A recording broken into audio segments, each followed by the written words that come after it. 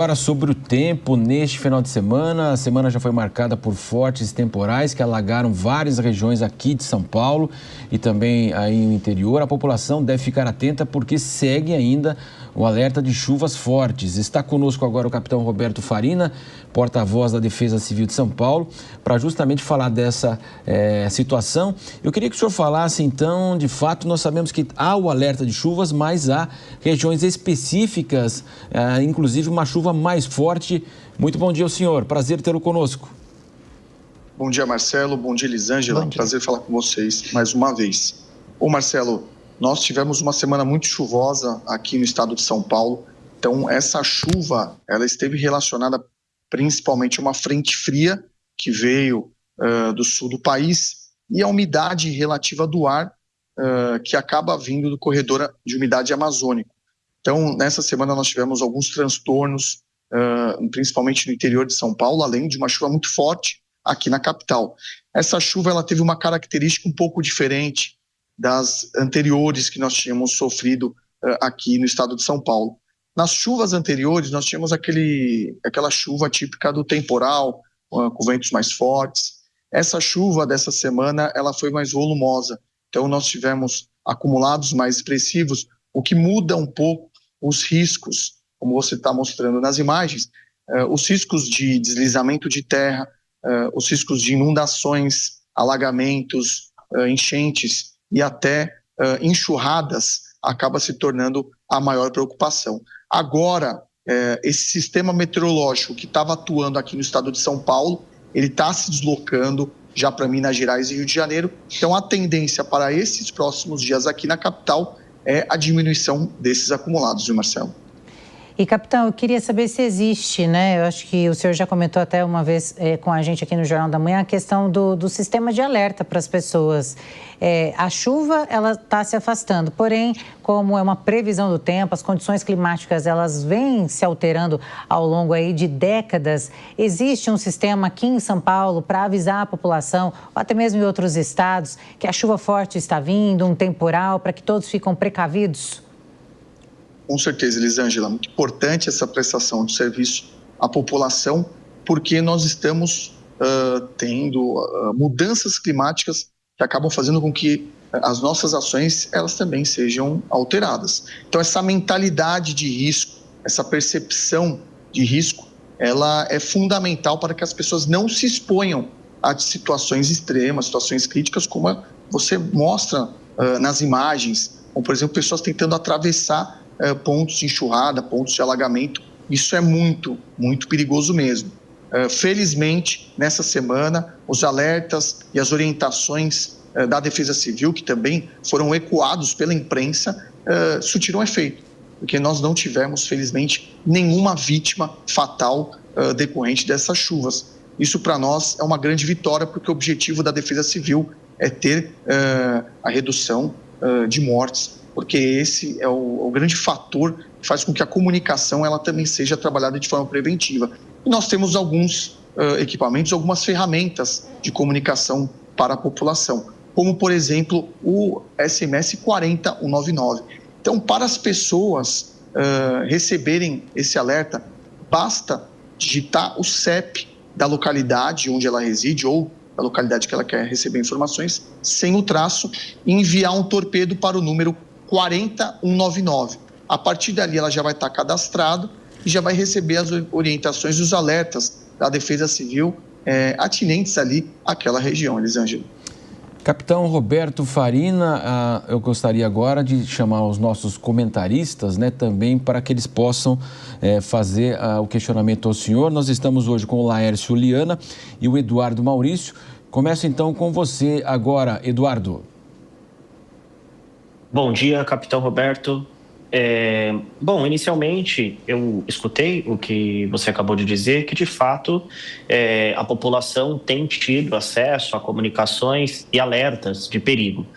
Eu gostaria de perguntar a sua opinião sobre o fato de recentemente a AGU ter movido uma ação bilionária contra a Enel e gostaria de saber se de fato o senhor tem o mesmo entendimento, que se estamos em uma época do ano que os riscos, né, de eventos climáticos e chuvas fortes serem mais severas, previsíveis e prováveis, a concessionária tem o dever de considerar esse risco na sua atividade, criando mecanismos para restabelecer o serviço ao consumidor? Lembrando que a eletricidade, nesse caso, também pode estar relacionada ao fato da pessoa conseguir acessar os alertas de perigo e também se comunicar, né, com quem de direito. Boa pergunta, viu, Eduardo? Hoje nós temos agora o gabinete de crise, que ele tem por objetivo fazer com que haja esse fluxo de informações de forma mais rápida, para que os serviços essenciais eles sejam restabelecidos o mais rápido possível, se caso acontecer uma normalidade.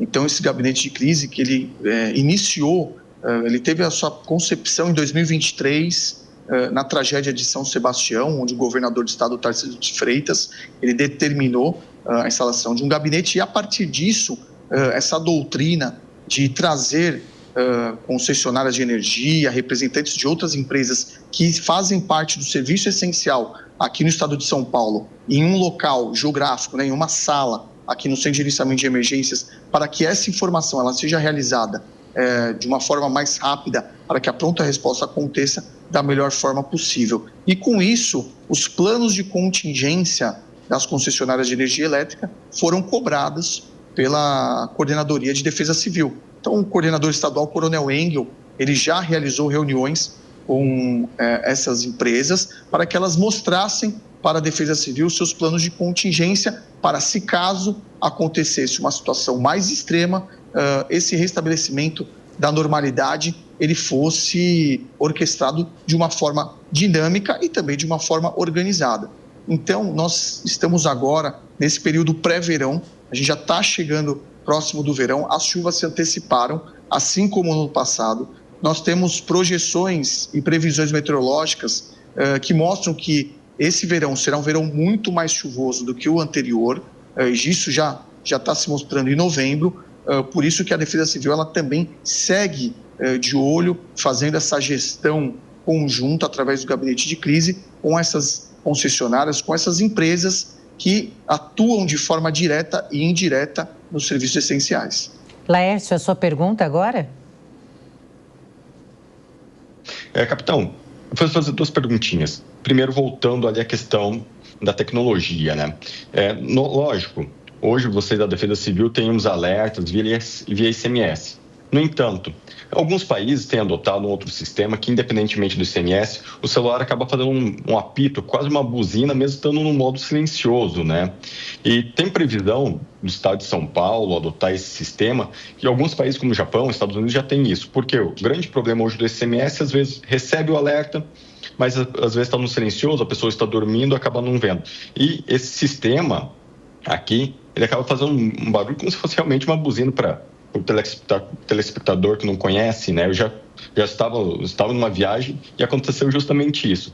E o segundo ponto por mais que nós temos hoje a questão do tempo mudando, que antigamente era muito mais previsível, né?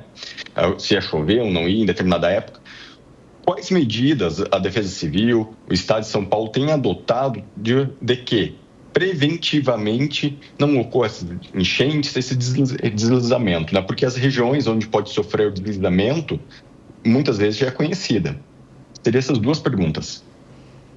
Bom, Mércio, nós temos diversas tecnologias que nos ajudam e essa tecnologia que você falou foi uma tecnologia que chama Cell Broadcast. O ano passado, após São Sebastião, o nosso coordenador estadual, que já tinha visto essa tecnologia em outros países, como por exemplo Estados Unidos, Espanha e até no Japão, trouxe isso para o governador do estado, que chamou e convocou uma reunião com os CEOs das empresas de comunicação. Mas essa comunicação, essa tecnologia, ela é implementada pelo governo federal. Então, nós levamos isso para a Secretaria Nacional, essa demanda, esse anseio, que não era só um anseio da Defesa Civil de São Paulo, mas o anseio de outras defesas civis do Rio Grande do Sul, outras defesas civis que sofrem com a questão das chuvas também, principalmente no Sul. E esse trabalho, essa tecnologia, ele iniciou um processo de teste. Então, nesse momento, alguns municípios do Brasil, eles foram escolhidos para serem testados com essa tecnologia. Ela está ainda no seu cronograma em fase de teste, com o objetivo de fazer com que essa tecnologia seja implantada e implementada em todo o Brasil, não somente no estado de São Paulo.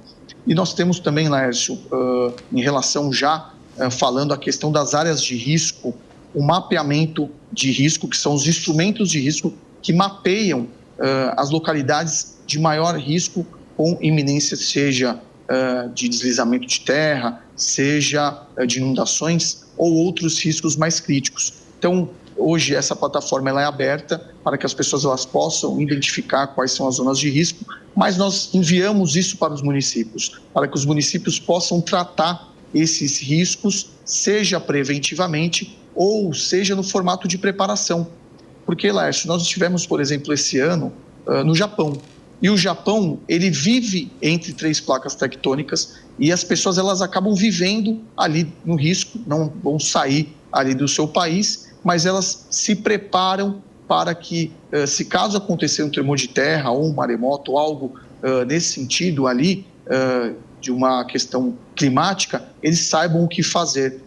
E tem esse estudo no Japão que fala que 77% das pessoas que sobrevivem a uma catástrofe, a um desastre natural, elas sobreviveram porque elas sabiam o que fazer ou elas sobreviveram porque outras pessoas que sabiam o que fazer ajudaram elas. Então, esse é um trabalho que a Defesa Civil está desenvolvendo agora de prevenção. E é uma prevenção com preparação para que as pessoas que estiverem em locais de risco, elas saibam o que fazer. Então, são simulados que ocorrem, são treinamentos e vem a questão da percepção de risco, né? A conscientização das pessoas que, se caso elas estiverem em uma situação de anormalidade ou ouvirem informações relacionadas ao alerta, elas se preparem para uma situação mais extrema.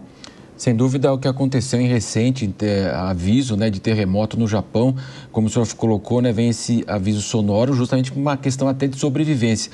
Só para nós fecharmos, capitão Farina, eu me lembro que naquele episódio havia uma grande preparação, houve aquele caos, né, pós aquela chuva, e depois na semana seguinte havia a previsão de nova chuva, e inclusive a Defesa Civil iria acompanhar, a Defesa Civil, na própria Enel lá, fazer esse monitoramento com homens da Defesa Civil. Isso está acontecendo de fato? Isso está sendo seguido? Ou seja, quando há uma expectativa de chuva forte, a Defesa Civil vai acompanhar o trabalho da Enel para saber se há equipe suficiente, o que eles estão fazendo? Vocês estão fazendo isso?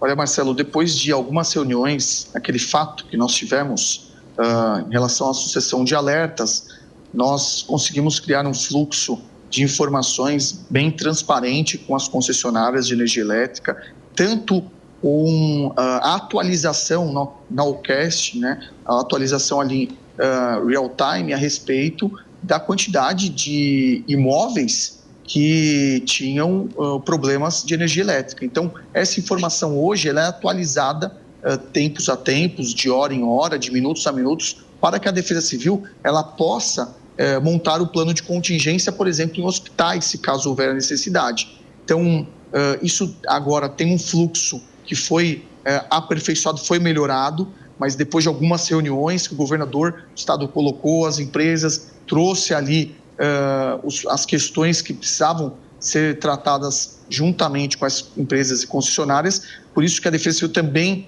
foi ali no centro de comando dessas concessionárias, principalmente a concessionária que atua aqui em São Paulo, na capital e região metropolitana, para que pudesse ali entender essa pronta resposta no estado de São Paulo, principalmente nessas regiões que a concessionária atua.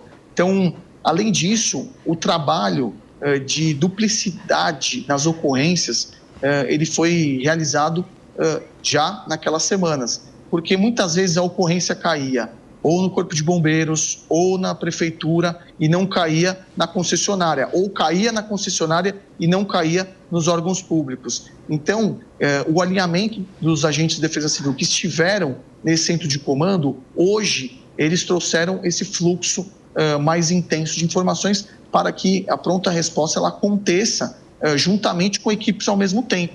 Então, nós tivemos diversas pessoas, diversos moradores, cidadãos, falando que ia o caminhão da concessionária e não ia o agente, seja da Defesa Civil, da Prefeitura, para realizar uma análise do corte de árvore.